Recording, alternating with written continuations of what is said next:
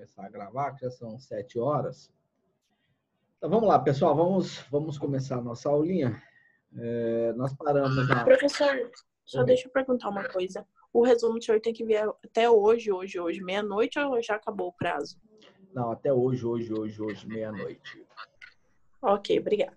Nada. Mas é só para quem não assistiu a aula passada, né? Isso, só para quem não assistiu a aula. Quem assistiu não precisa, que a gente vai registrar a frequência normalmente. Ok? Por isso que tem que abrir o vídeo, a câmera do vídeo. Vamos lá, então.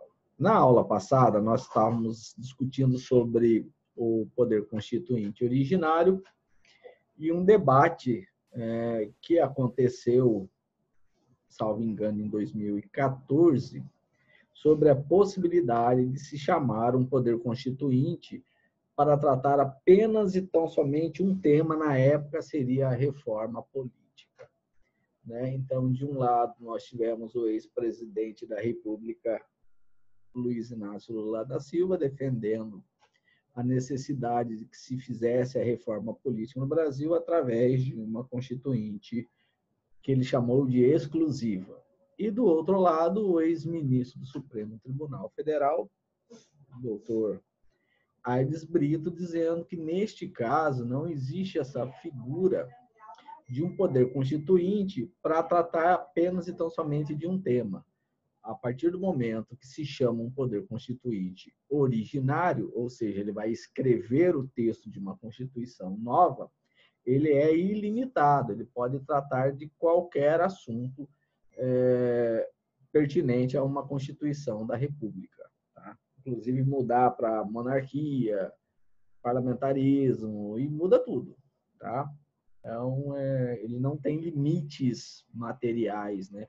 Ele pode tratar qualquer matéria, qualquer assunto. Tá? Então, nós paramos a nossa aula exatamente nesses dois vídeos, mostrando dois pontos de vistas antagônicos. Tá? Me parece que a posição do ex-ministro Aires Brito seja a mais correta. Tá? Então, vamos agora continuar. Já estou vendo seu rosto, Rafaela. E sem a máscara. Estou brincando. Fique à vontade. Então, vamos lá. Vamos continuar. Bom, esse slide aqui mostra as duas formas de expressão de um poder constituinte originário. Ou seja, as duas formas que existem hoje no direito constitucional moderno de atuação de um poder constituinte originário. Tá? A primeira delas é a chamada outorga. Tá? Qual que é a característica de um poder constituinte que vai atuar com essa sistemática, com essa forma de expressão? Ele não ouve ninguém dentro da sociedade, ele não tem nenhum tipo de interlocução, ele não admite nenhum tipo de debate, de conversa, ele não consulta ninguém na sociedade. Ele vai criar um texto constitucional e vai outorgar, vai impor aquele Estado, aquele território e o povo. Tá?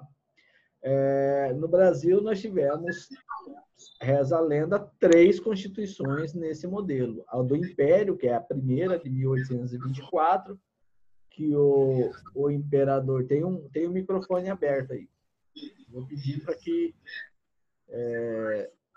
desligue. É o da Emily. É da Emily? Da Emily. Tá. Não é do Neto. Pronto. Então, a Constituição do Império, que foi de Dom Pedro I, ele chamou lá o Congresso Nacional, pediu para redigir, mas ele olhou lá e falou, não está do jeito que eu quero, peraí. Foi lá, alterou e impôs aquilo ali. Aí ele era o monarca. O Brasil, naquele período, o regime de governo era a monarquia. Então, foi imposta a primeira Constituição, que é a do Império. A de 37, na época de Getúlio Vargas também, e a de 64 também. Tá? Na verdade, a de 64, e ela vai acontecer, na verdade, em 67, que vai vir a Constituição. Em 64 veio um ato institucional número 1, logo depois de 31 de abril, que teve a Revolução de 64, né, que tirou do poder o então presidente, que era o João Goulart, e aí o Congresso Nacional derrubou, fez o impeachment dele, ele derrubou o João Goulart e veio esse ato institucional número 1. Então, os autores dizem que esse ato institucional número 1 foi, na verdade, uma nova Constituição, e ela vai vir em 1967, vai ter uma reformazinha nela em 69. Então, normalmente, os doutrinadores, eles chamam a Constituição desse período de 67/69. Tá? E nós tivemos também outras 4 constituições. Tá? Eu vou pedir para vocês, Bruno, eu não sei se é o do Bruno, qual que está aberto aqui. Quando vocês entrarem em sala, entrem tomando cuidado de desligar o microfone, que senão entra muito ruído na sala. Tá? Então, a Assembleia Nacional Constituinte, ou Convenção, ela também é chamada de promulgada, tá? É possível que apareça essa expressão também, promulgada, tá? Deixa eu ver se eu consigo escrever aqui. Ó. Promulgada, tá? É a mesma coisa que a Assembleia... Opa, não tem mais o E. Assembleia Nacional Constituinte, tá? Por quê? Porque ela nasce da vontade do povo e não de um grupo. Essa é a primeira característica dessa forma de expressão. Então, é o povo, né, como titular da competência de se chamar, ou da soberania de se chamar um poder constituinte originário. Então, ele decorre dessa vontade popular e, normalmente, todas as ações dessa Assembleia Nacional Constituinte, embora ela seja autônoma, ilimitada, incondicionada, ela vai fazendo reuniões, fóruns, vai conversando com a sociedade para construir o texto que seja o mais próximo da vontade popular. Tá? Então, essa é uma característica de uma Constituição cuja forma de expressão é a promulgação. Tá? A promulgação, ok? Então, nós tivemos 4 Constituições que se expressaram por esse sistema. A da República, 1891, logo depois que o Marechal Deodoro derruba a Princesa Isabel, sai da monarquia e proclama a República. A de 34, tá? Né, que teve a Revolução Tenentista, logo depois o Getúlio Vargas, 3 anos depois, impõe a dele. A de 46, pós-Segunda Guerra Mundial, e essa nossa última. Tá? Essa nossa última Constituição, ela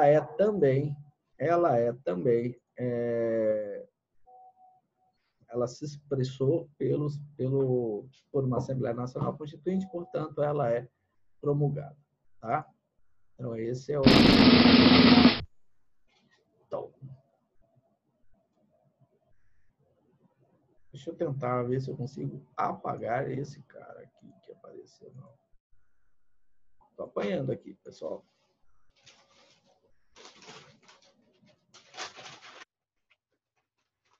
Deixa eu parar aqui um pouco e voltar. Rapaz, sala cheia. Bom, então ali a gente terminou o poder constituinte originário. Agora nós vamos falar do poder constituinte derivado, tá? O poder constituinte derivado, ele pode reescrever, ele pode alterar algumas partes da Constituição. No entanto, ele não pode criar uma nova Constituição, tá? Ele é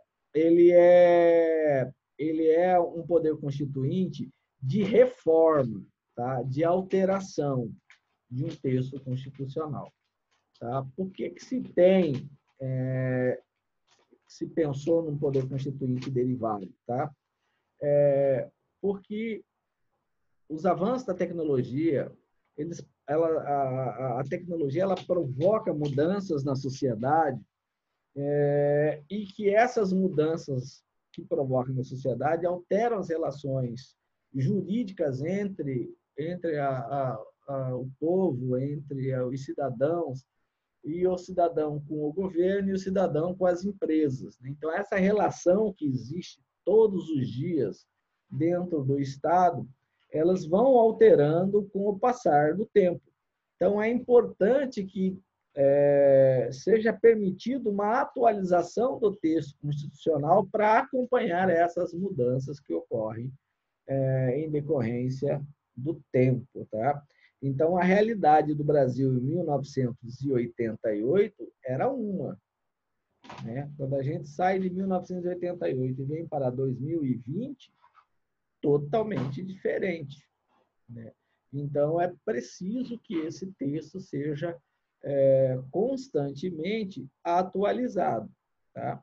Então, quem é que vai fazer a atualização do texto? E aí não é uma questão de escrever uma nova Constituição por inteiro, é apenas fazer alterações, e essas alterações nós chamamos de emendas constitucionais, tá? Às vezes eu tenho que acrescentar um dispositivo, às vezes eu quero retirar um dispositivo e às vezes eu quero alterar um dispositivo. Então, esses três modos de atuação de um poder constituinte originário se dá através de um processo legislativo específico que é chamado projeto de emenda à Constituição ou projeto de emenda constitucional, que a gente ouve a imprensa falar em PECs, tá? Então, por essa razão, o poder constituinte derivado, ele não é autônomo, tá? Ele não tem a autonomia que o outro tem. Por que ele não tem autonomia? Porque ele foi criado pelo poder constituinte originário. Então, portanto, ele é um poder constituinte jurídico, tá? Porque ele decorre de uma expressa previsão que o poder constituinte originário criou, tá? Então, ele não é soberano como é o outro, tá? Então, ele é chamado também de instituído, constituído, outros autores chamam de secundário ou de segundo grau. E ele foi instituído, foi criado pelo poder constituinte originário. Ele falou, olha, a Constituição pode ser emendada nessas e nessas condições, com esse rigor na sua tramitação, e tem certos pontos daqui da Constituição que não podem ser abolidos, não podem ser suprimidos, tá? Então, o poder constituinte originário, lá em 88, ele criou o poder constituinte derivado, no caso que eu falei, é o reformador, tá? Então, ao contrário do seu criador, que foi o originário, o poder constituinte derivado é aquele, que é esse cara aqui, submisso. Ele não pode tudo, ele só pode aquilo que esse cara aqui, que escreveu a Constituição, disse que ele pode fazer. Por ser criatura. Portanto, deve obedecer regras e limites colocados e impostos pelo originário. Tanto é que, se o poder constituinte derivado não observar esses limites, é possível que uma PEC seja questionada por um instrumento criado aqui atrás pelo originário, que é o revisor, que é o garantidor, que é o guardião da Constituição, que é o Supremo Tribunal Federal. Você veja que o Supremo Tribunal Federal, com relação às ações do poder constituinte originário, ele não pode interferir. Mas, com relação ao derivado, sim. Tá? Ele pode, sim. Basta um partido político, ou o presidente do Executivo, ou o presidente da Câmara, ou o presidente do Senado, ou até mesmo a OAB, questionar uma PEC no Supremo, e dependendo da decisão do Supremo, aquela PEC perde mesmo se transformando em emenda à Constituição, perde a eficácia, vira letra morta, ok? Então, em razão disso daí, ele é limitado e condicionado aos parâmetros a ele imposto pelo originário. e, via de consequência, sujeito ao controle de constitucionalidade. Então, aquela situação que eu falei ali atrás do Supremo Tribunal. Então, foi promulgada uma emenda à Constituição, alguém acha que aquilo ali ultrapassa o limite fixado lá atrás pelo Constituinte, né? Pela Assembleia Nacional Constituinte, argui aquela emenda uma ADI, que é uma ação direta de inconstitucionalidade, e pede ao Supremo, que é o órgão competente para fazer o controle de constitucionalidade, reconhecer a inconstitucionalidade e, portanto, tornar sem efeito aquela alteração na Constituição. Tá? Então, por exemplo, se sair uma PEC, né, alguém propõe uma PEC revogando o artigo 5º da Constituição ou alterando a questão da República, né, ou anulando a questão do voto, tudo isso são cláusulas que não podem ser alteradas. Então, vem a PEC, faz toda a tramitação lá no Senado e na Câmara, a mesa do Congresso promulga a PEC, o presidente da República, ou a AB, ou alguém lá, vai lá, ingressa com uma ADI, que é uma ação direta de constitucionalidade, pede uma liminar, o Supremo, concedendo a liminar, já dá o efeito suspensivo nos efeitos daquela emenda. E, ao final, os 11 ministros se manifestam e, por 6 votos a 5, se for reconhecida a inconstitucionalidade, aquela emenda deixa de existir, vira letra morta, que a gente diz. Tá? Então, a atualização do texto constitucional se dá através de emenda constitucional. Então, o poder constituinte derivado, ele se divide em reformador, que é tudo isso que eu falei é típico de um poder constituinte reformador, decorrente, que nós vamos ver lá na frente, né, que vai permitir que cada unidade da federação, e aí quando eu falo unidade da federação, entenda, Mato Grosso do Sul, Rondônia, Acre, São Paulo, Rio, enfim, tá? Cria as suas próprias constituições estaduais. Óbvio que essas constituições elas têm que estar em harmonia com a Constituição Federal, porque nós temos um regime federativo, republicano, e o revisor, que foi uma técnica do Poder Constituinte originário, dizendo, olha, nos primeiros 5 anos da Constituição não pode haver emenda constitucional, porque como ela era nova, ela criou vários institutos novos, queria que desse um tempo para a sociedade se acostumar com essas novidades que ela trouxe. E depois de 5 anos, aquele ano foi um ano em que se chamou um Poder Constituinte revisor, e aí saíram, salvo engano, acho que 6 ou 8 emendas, e aí esse Poder Constituinte revisor deixou de existir, ficou só o reformador e o decorrente. Tá? Alguma dúvida? Alguém quer fazer alguma pergunta? Então, vamos para frente. Então, vamos ver o reformador, que é isso que nós temos hoje. Tá? Hoje, no Brasil, nós temos um poder constituinte reformador. Tá? Esse poder constituinte reformador aqui, que nós estamos falando, quem é que são os membros desse poder constituinte reformador? Os deputados federais e senadores.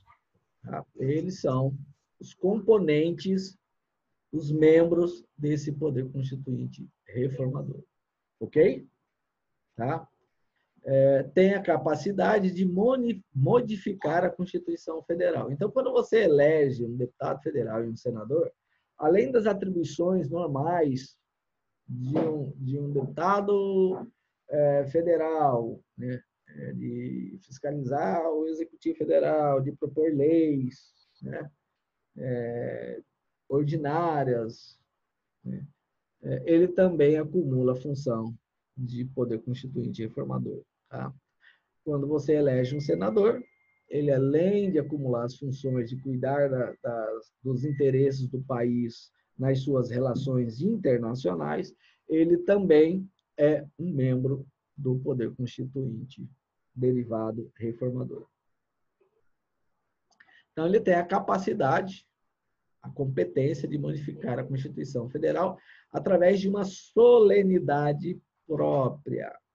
Tá? É isso que transforma a nossa Constituição em uma Constituição rígida, porque a forma como se altera o texto constitucional é mais dificultoso, é mais solene do que quando você vai alterar uma lei ordinária qualquer. Tá? E essa solenidade foi estabelecida lá pelo Poder Constituinte originário, sem que isso resulte em uma verdadeira revolução, ou seja, uma nova Constituição. Tá? Que aí sim seria a quebra da ordem vigente.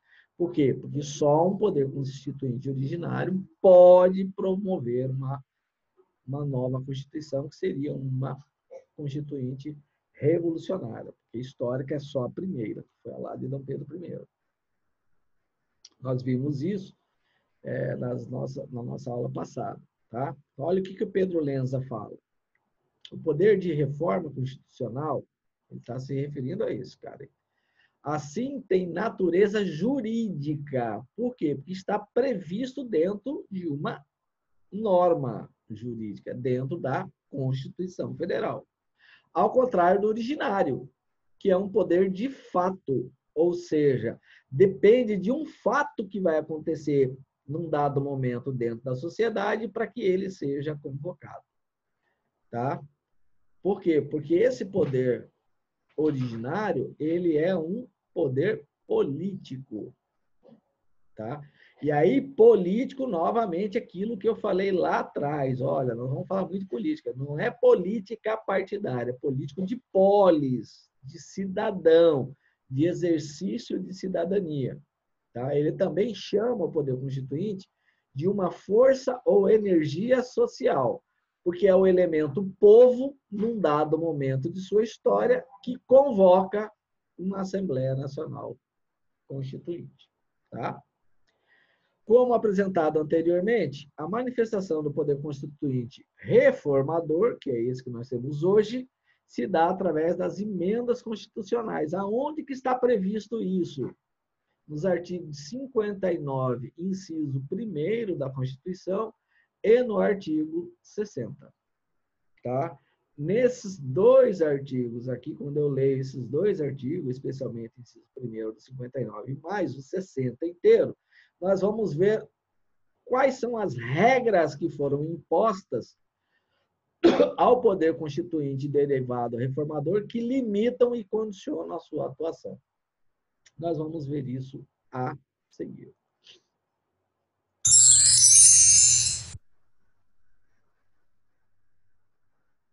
Primeira coisa que se exige, um quórum qualificado de 3/5 em cada casa. Então, tem lá 513 deputados federais. 3/5 vai dar 308, eu acho, se não me engano. Eu tenho 81 senadores, porque o senador é fixo, não é proporcional. São 3 por estado, mais o Distrito Federal. Então, nós temos 26 estados e o Distrito Federal 27. 3 vezes 27, 81. 3/5 de 81. Vou pegar a minha calculadorazinha aqui para fazer uma continha rápida. 81 vezes 3 dividido por 5 dá 48,6. Como não tem 0,6 pessoas, precisa de 49 votos. Tá? É bem mais difícil do que uma lei ordinária. Uma lei ordinária é assim. Para começar, para você instalar, abrir uma sessão da Câmara, dos 513, você tem que ter metade mais um de senadores. Então, você tem que ter 258 deputados, falei senadores, desculpa. Você tem que ter 258 deputados na casa, ok? Aí, com quantos votos você aprova uma lei? Com metade mais um novamente. Então, com 130 votos, você aprova uma lei ordinária. Então, você vê que para você aprovar uma lei ordinária, você precisa de 129. Já uma PEC, você precisa de 308. É bem mais difícil de ser aprovado. Com outro detalhe, em 2 turnos. Você passa uma vez, aí você espera X sessões, aí o presidente da Câmara põe de novo em votação aquela emenda, tem que obter novamente, no mínimo, 3/5 das cadeiras, não são dos presentes, não. Tá?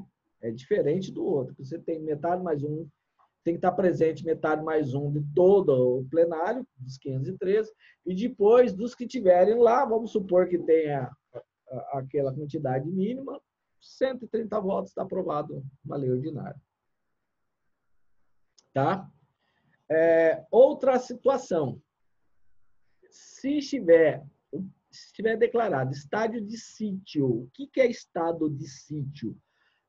Ou uma cidade está sitiada, tem gente ao redor dela tentando invadir, depredar, sei lá, botar fogo, derrubar o governador, matar o prefeito, alguma coisa nesse sentido. Então, sitiou uma cidade, um estado ou a própria nação, o presidente da República, consultando o Congresso Nacional e o Conselho de Defesa, ele pode declarar o estado de sítio. Olha, existe tropas, sei lá, tropas de Marte tentando invadir o Brasil pela Bolívia, chegando em Mato Grosso. Então, nós estamos sitiados, tem alguém ao lado tentando invadir. Tá? Então, basta isso acontecer, o presidente da República, consultando o seu conselho de governo e depois o Congresso Nacional dando autorização, ele declara o estado de sítio. E aí, quando isso acontece, o direito de ir e vir fica limitado, entra toque de recolher, a indústria muda a sua planta de produção para produzir arma, para produzir alimento, para produzir veículos militares, para produzir combustível, tudo isso aí muda totalmente. Tá? Estado de defesa, aí nós realmente já estamos tendo um problema sério, que pode ser interno ou externo, tá? E também intervenção federal. Então, por exemplo, no governo do Michel Temer, que foi recente, estava uma confusão lá no Rio de Janeiro, e aí achou-se por bem, para garantir a estabilidade da sociedade fluminense, o governo federal declarou intervenção federal no estado do Rio de Janeiro na área de segurança pública. Nomeou um interventor e, nesse período todinho, todas as PECs que estavam tramitando pararam de tramitar. Por quê? Porque é exatamente uma questão de segurança nacional. Tá? Se eu estou no estado de sítio, eu estou tendo uma convulsão social, né? Possibilidade de uma convulsão social no estado de sítio ainda não está, tá? Muito provavelmente vai ter. No estado de defesa, está tendo uma convulsão social, ou externa ou interna, né? Ou numa situação de intervenção federal, qualquer alteração na Constituição pode, por exemplo, derrubar o presidente da República, que é o cara que tem que tomar as decisões no interesse da defesa da nossa soberania. Entendeu? Ou alguém põe uma PEC abrindo o espaço aéreo nacional. Então, assim, para evitar essas coisas mais espatafúrdias, o próprio Poder Constituinte originário, né, com a experiência que eles tinham de pós-Segunda Guerra Mundial, da Guerra do Vietnã, que tudo isso influenciou, das revoluções que tiveram aqui, falou, não, vamos parar com isso, vamos, numa situação dessa, não correr risco nenhum. Tá? E também um núcleo de matérias que são intangíveis, ou seja, que são intocáveis, denominadas cláusulas pectras. Essas matérias intangíveis estão fixadas no parágrafo 4º do artigo 60. Olha o que diz o parágrafo 4º. não será objeto de deliberação a proposta de emenda tendente a abolir a forma federativa do Estado, o voto direto, secreto, universal e periódico, de tempo em tempo nós temos que ir, a separação dos poderes, um poder não pode invadir a competência do outro, parece que nós estamos vendo isso aqui, ó. Os direitos e garantias individuais, porque uma das características da Constituição é reconhecer as garantias individuais, para que um déspota não venha atacar o próprio povo. Tá? Parece-me que nós temos um exemplo próximo aqui nós, dois exemplos próximos aqui nós. Um parece que está caminhando para a solução, que é na Bolívia, e o outro ainda não tem solução, que é na Venezuela. Tá? Você tem uma pessoa lá que está destruindo o tecido social.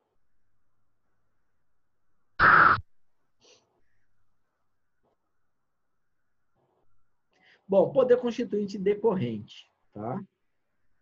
Já não é mais, já não estou falando mais do reformador. O decorrente, aqui ele vai longe, tá?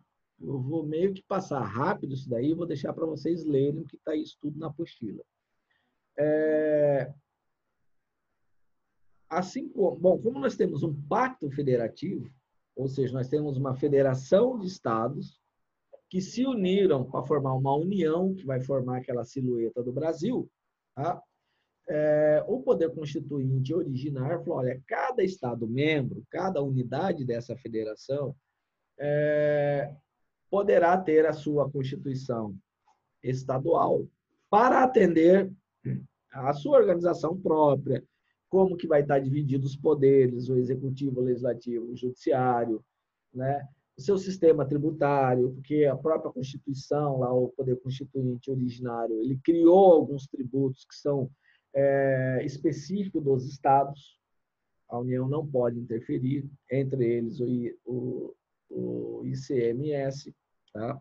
Assim como ele cria para os municípios também um sistema tributário próprio, né? Basicamente fundado no IPTU e no ISS-QN, que é Imposto sobre Serviço. Então, o poder constituinte originário ele pensou também nessa estrutura tributária do Brasil. Tá? Então, na indústria, reservou para a União, que é o IPI. A circulação de mercadoria no território reservou para os estados, que é o ICMS. Fora outros tributos que tem dentro do estado, né? Mas o principal é isso. E no município, o IPTU e o tributo sobre prestação de serviço. Tá? Então, basicamente essa estrutura. Ok? E para ele poder montar essa estrutura jurídica, foi delegado aos Estados-membros que montem a sua própria Constituição. Tá? E esse poder constituinte decorrente nos Estados-membros será exercido pelas suas respectivas assembleias legislativas estaduais e pela Câmara Distrital de Brasília. Brasília, como é um distrito federal, lá não tem Assembleia Legislativa, chama Câmara Distrital. Lá não tem prefeito, chama-se governador. Então, você elege o governador e elege membros da Câmara Distrital, tá? Que é específico, é um tratamento específico. Tá? E tem direito a 8 deputados federais e a 3 senadores do Distrito Federal. Ok? Então, ele vai permitir a auto-organização dos entes federativos estaduais.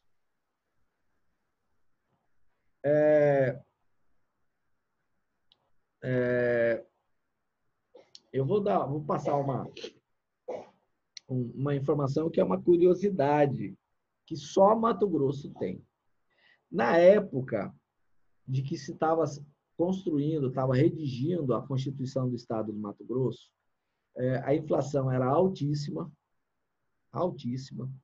mas assim, na casa de 60% ao mês, os preços variavam. O Brasil passava uma crise econômica violenta. Então, tipo assim, vamos imaginar, o tomate de manhã era R$ 7,00 o quilo, à tarde já era R$ 7,60, no outro dia de manhã já era R$ 8,20, era assim, tá? Então, quando você recebia o salário, o que se comprava naquele mês, você já não comprava no mês anterior. Aliás, o que você comprava no mês anterior já não conseguia comprar naquele mesmo mês. O que se criou? Criou-se gatilhos mensais e todo mês alterava o salário de todo mundo para manter o poder de compra. Então, olhava a inflação do mês anterior, deu 60%, aumentava o salário de todo mundo 60%. No outro mês, deu 48%, aumentava o salário de todo mundo 48%. Então, se ia mantendo o poder de compra. Acontece que, quando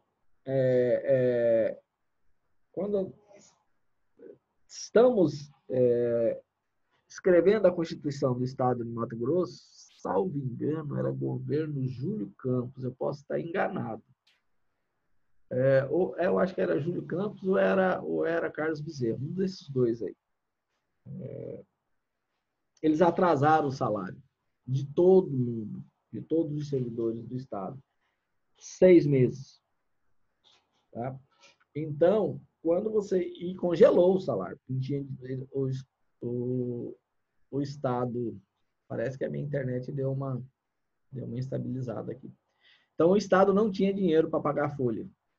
Então, o que acontecia? As pessoas faziam empréstimo nos bancos, papagaio, se chamava papagaio, você pegava o papagaio 30 dias depois, para poder sobreviver, fazer compra de supermercado, pagar água, luz, gasolina, escola, essas coisas, despesa do mês.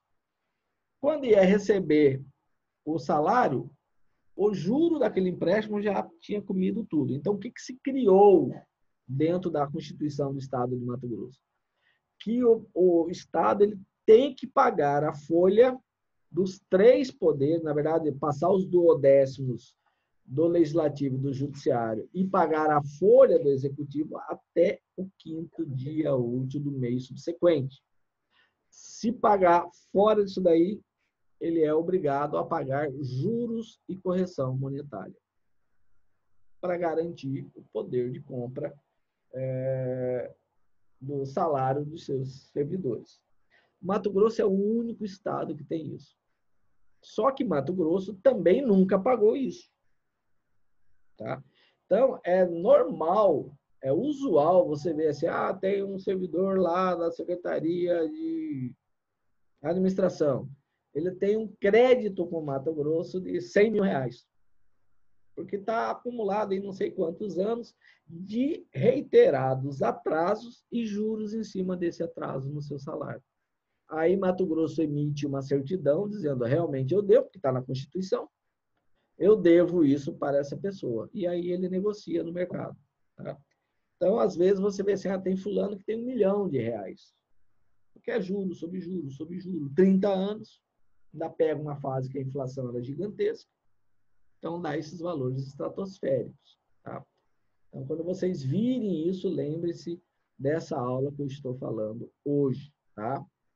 E só Mato Grosso tem isso na Constituição. Por isso que você vê a imprensa nacional escandalizada. Olha, quando já se viu um delegado de polícia receber tudo isso, um procurador receber tudo. Não, ele está pegando o que o Estado deve por atrasos salariais.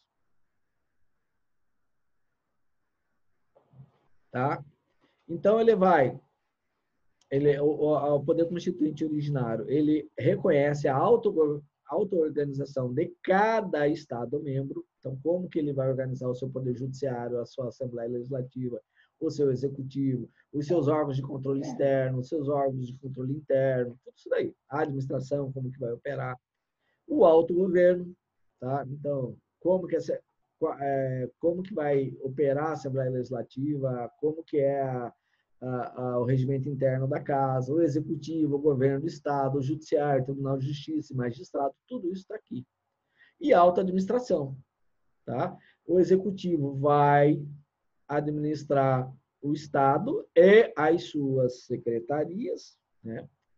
O tribunal de justiça vai administrar as suas obrigações, pagar salário de todos os servidores, aluguel de onde ele aluga, água, luz, telefone, bancar a estrutura operacional dele. A mesma coisa a Assembleia Legislativa. Ok? Isso a gente chama de auto-administração. Então, isso aqui, tudo que eu estou mostrando aqui, pessoal, é aonde está previsto lá na Constituição Federal. Tá? Então, está aqui, ó. Aqui começa no caput do artigo 25 da Constituição, e aqui ele vai mostrando aonde que estão as previsões lá no texto constitucional que vai deferir a competência, vai delimitar a competência do poder constituinte derivado decorrente, que é esse que atua nos Estados-membros. Tá? Cada unidade tem o seu poder constituinte derivado decorrente, que, como eu disse, é a Assembleia Legislativa. O governo do Estado pode mandar uma PEC, o presidente do Tribunal de Justiça pode mandar uma PEC, qualquer deputado estadual também pode propor uma PEC. Tá?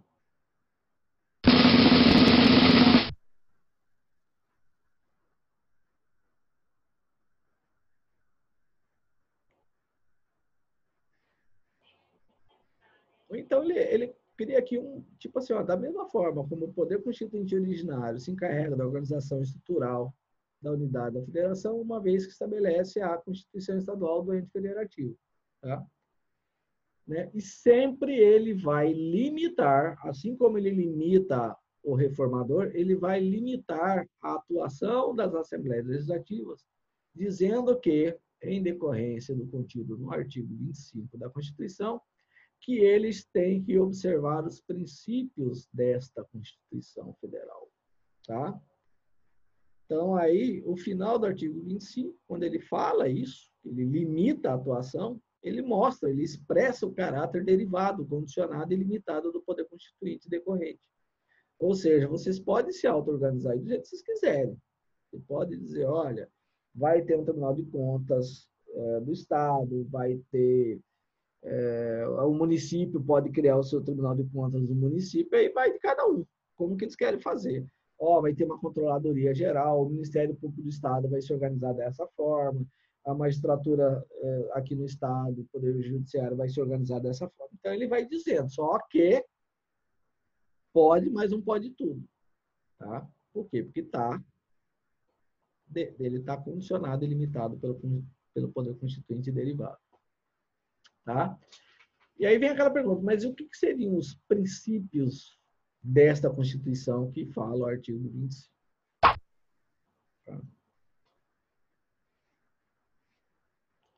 Tá? O Pedro Lenzo, ele vai se referir a esse outro doutrinador, tá? Wade Lamego Bulhos, que diz o seguinte, que os limites de manifestação das Assembleias Legislativas, né, que é o poder constituinte decorrente, estão grafados nos princípios constitucionais sensíveis, estabelecidos e extensíveis. E aí ele vai explicar o que são os sensíveis, tá? Aí é só vocês darem uma lida, tá lá no artigo 34, né? Ele vai explicar aqui, tá?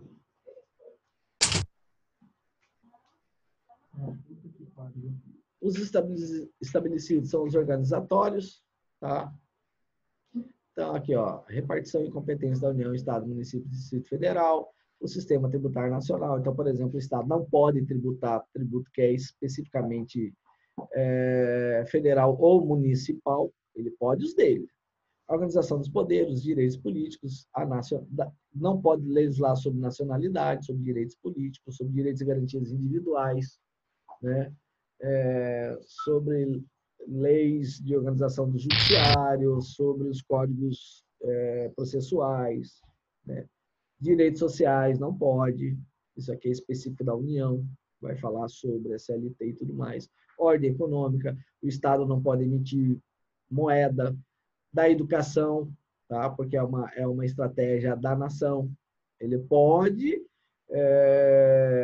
dizer qual é a ementa mínima que vai ter no ensino médio aqui no estado de Mato Grosso, desde que observado o que o Conselho Nacional da Educação está dizendo. O Conselho Nacional da Educação falou, isso aqui é a estrutura mínima que tem que ter no ensino médio. O Estado pode falar, ó, essa aqui é a estrutura mínima que vai ter em Mato Grosso. Tem que atender 100% do federal, e aí ele pode colocar uma outra coisa que ele quiser. Mesma coisa sobre legislação sobre saúde, desporto, família, cultura e tudo mais. Tá? E aí ele vai dizer que esses princípios constitucionais estabelecidos se dividem em explícitos vedatórios, está lá, está escrito, explícitos mandatários e limites inerentes e limites decorrentes. Aí ele vai aprofundar bastante nisso. Então, os limites explícitos vedatórios é quando proíbe expressamente o Estado de praticar atos ou procedimentos contrários ao poder constituinte originário, tá? Nesses artigos aqui. Mandatário restringe a liberdade de auto-organização dos Estados. Tá? Então, por exemplo, o governador vai colocar o mandato dele para 8 anos. Não pode. Tá? Então, tem um limite, né, que a lei federal impõe porque o poder constituinte originário já impôs. Vocês viram que para alterar a data da eleição desse ano por conta do Covid, foi preciso uma PEC, um projeto de emenda à Constituição. Tá? Embora o TSE estava postulando essa postergação para evitar a concentração e ganhar tempo ao máximo para que a taxa baixe, né? Foi preciso uma PEC autorizando o TSE a comandar essa eleição. E é assim, nós estamos numa eleição municipal, então o TSE comanda o país inteiro, que por sua vez ele passa as regras macro para cada TRE, e aí cada estado tem o seu Tribunal Regional Eleitoral, e esse, por sua vez, para cada juiz eleitoral que está nas comarcas. Tá? Então, por exemplo, Cuiabá, cada zona eleitoral tem um juiz eleitoral. Então, Cuiabá parece que tem 6 zonas eleitorais. Tá? Então, tem 6 juízes eleitorais dentro de Cuiabá. As eleições municipais serão organizados em cada região da cidade por esses juízes eleitorais, tá? Em cada zona eleitoral. Tá? Por quê? Porque o poder constituinte originário criou essa estrutura. Tá? Limites inerentes, implícitos ou tácitos, vedam qualquer possibilidade de invasão da competência dos Estados-membros. O Estado de Mato Grosso elaborar uma lei que atinge Mato Grosso do Sul. Não pode. Ou Rondônia. Ou vice-versa. Goiás faz uma lei que atinge o território de Mato Grosso. Não pode. Tá? Agora, existem algumas coisas que são paradoxais. Tá? Então, por exemplo, também existe um limite de um Estado em relação ao outro, quando a gente estudou lá a soberania. As ações do Brasil não podem atingir um Estado vizinho. Tá? No entanto, existe uma questão que está lá no artigo 5º da Constituição Federal do Brasil, que diz que todos têm direito à vida, de tal forma que quando um boliviano está doente ali na fronteira e entra em Cáceres, o sistema de saúde do Brasil não pode negar o atendimento. Então, você veja que é uma situação de um país vizinho impactando o sistema de saúde do Brasil, por questões humanitárias. Um outro paradoxo que é interessante é que os bolivianos pagam, por exemplo, ICMS para o estado de Mato Grosso. Como assim, professor? É que o fornecimento de energia elétrica ali nessa cidade próxima de Cáceres, acho que é São Matias, é fornecido pela antiga SEMAT, que era a empresa do estado de Mato Grosso, e hoje é a Energisa. Então, eles recebem contas todo mês, em reais, e tem todos os tributos brasileiros ali dentro. E eles pagam, porque eles não querem ficar sem energia elétrica. Por quê? Porque o Estado boliviano não consegue suprir essa necessidade para ele. Também questões humanitárias. São paradoxos. Tá? Aquilo que confirma a regra, porque são as exceções que confirmam as regras. Limites decorrentes, né, são disposições expressas, a exemplo da necessidade de observação do respeito ao Pacto Federativo, do Estado Democrático de Direitos, do princípio republicano. Tá? Por exemplo, teve uma época que chamou-se um plebiscito no Rio Grande do Sul, para o Rio Grande do Sul criar um novo país, se desmembrar do Brasil. Não pode, porque a nossa Constituição não permite.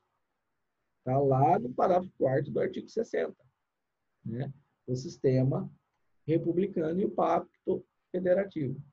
Mas teria como o Rio Grande do Sul sair do Brasil e montar junto com o Paraná, Santa Catarina, um outro estado, uma outra nação? Pode, desde que se chame um poder constituinte originário e que permita, né?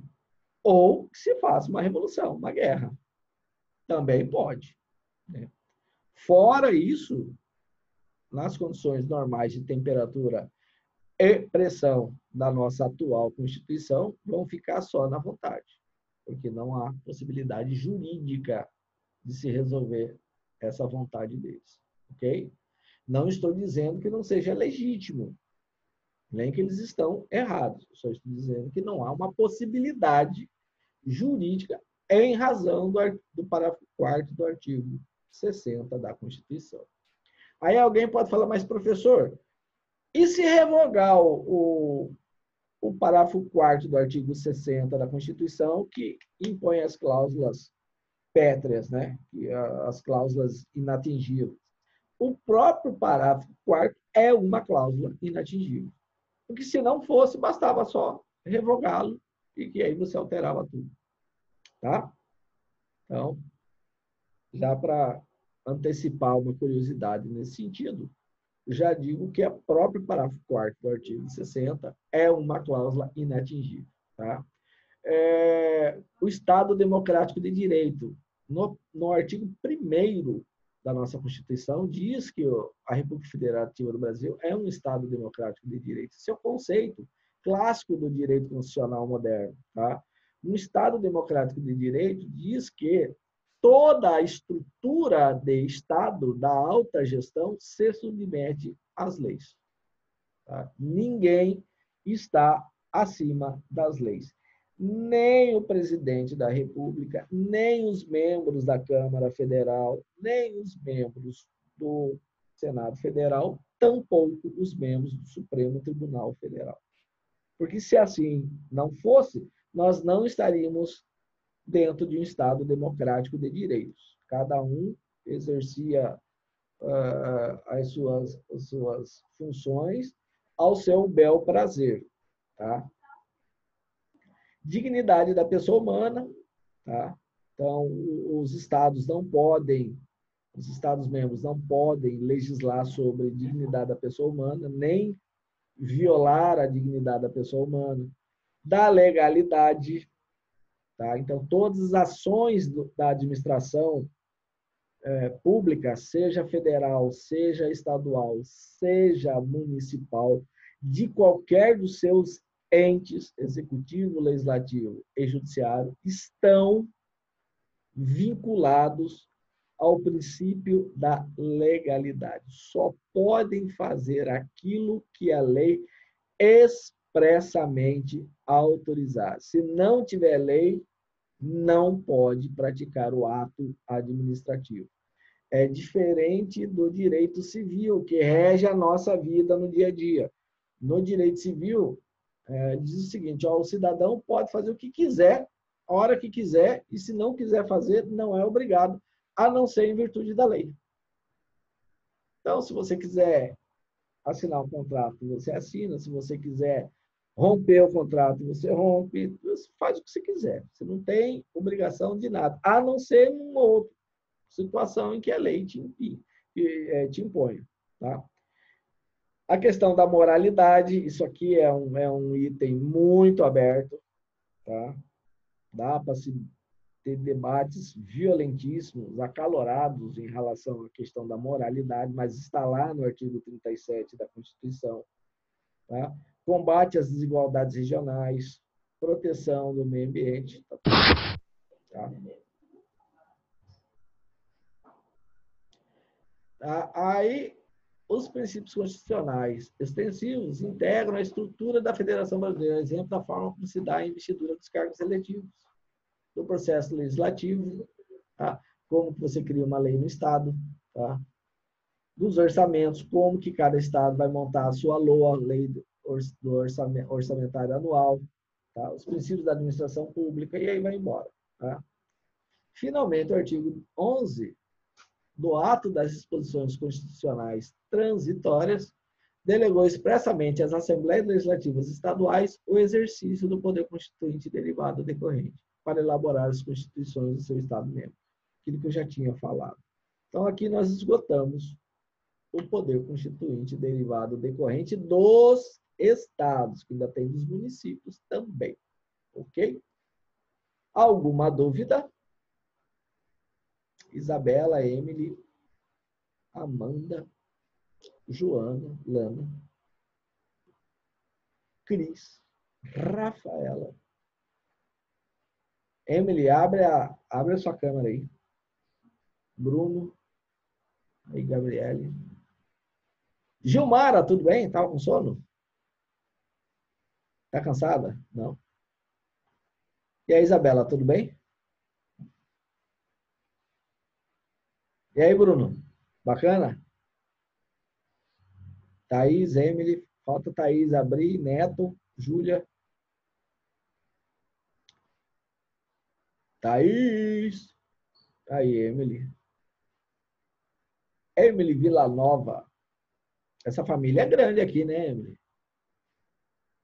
Tudo ok. Ah, legal. A Emily respondeu aqui. Vamos ver aqui. Farta. Tudo bom, Júlia? Falta Thaís e Neto. Pessoal, acho que por hoje tá bom, né? Já são 8 horas. E aí, Neto, bacana? Falta só a Thaís abrir ó, o vídeo para a gente registrar a presença. Tá? Boa noite, prof. Tá bom, beleza. Está sem câmera por quê, Thaís? Ela respondeu, o cabelo tá zoado. Tá bom, tá. A gente entende. Pessoal, então por hoje, tá bom? Alguém tem alguma dúvida para fazer? Para falar? Tem muita gente rindo aí, Thaís. Acho que entreguei você, foi sem querer querendo. Tá? Isso acontece nas melhores famílias, nas piores com maior frequência. Olha lá, ó, o namorado da Joana apareceu lá, deu um sorriso. Ela tá dando risada. Sabe o que é, Joana? Ele tá pedindo para você fazer um ovo frito para ele. Não é não? Você não tá com fome? Eu não pago, você não tem noção. Ele quer porque quer participar da aula. Não, põe ele para assistir a aula também, ué. É bom.